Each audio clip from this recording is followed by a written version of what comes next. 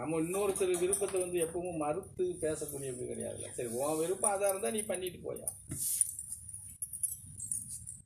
இப்போ எங்கேயாவது டூர் கிளம்புறோம்னா எல்லோரும் எலுமிச்சி மூலம் வச்சுக்கிட்டு போவாங்க வண்டிக்கு அடியில்.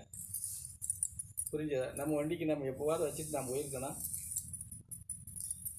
இந்த வேனு வந்துச்சுன்னா டிரைவரு கேட்பாங்க, ஐயா 4 எலுமிச்சி மூலம், அவங்க ஆசையை கேட்பாங்க. சரி கொடுங்கயான்னு சொல்லுவேன்.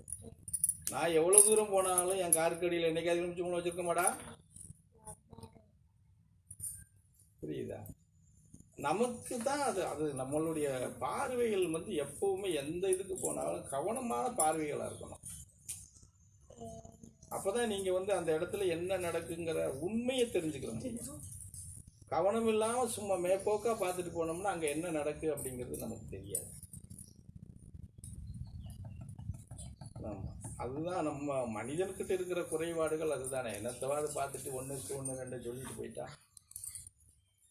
ஒரு இடத்துல ஒரு விஷயத்தை வந்து சரியான பார்வை இல்லாமல் வெளிப்படுத்தி பேசிட்டீங்கன்னு வச்சுக்கோங்களேன், அங்கேருந்து அது வந்து அப்படியே ஒன்று ஒன்றா கடைசியில் பார்த்தீங்கன்னா அது வேற மாதிரி போயிடும்.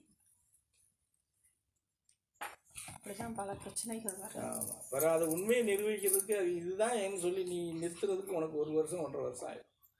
அந்த 1.5 வருஷத்தில் நீ வந்து நாரி வீசி போனது தானே, அதை யாராவது திருப்பி கொடுக்க முடியுமா? அதுக்கு தான் சொல்கிறேன், எந்த ஒரு விஷயமா இருந்தாலும் கவனமாக பாருங்கள், கவனமாக கேளுங்க. பேச்சு வாக்கில் எந்த வார்த்தையும் ஊத்துறாதீங்க, அது தப்பாயிரும் அப்படின்னு சொல்லுவாங்க.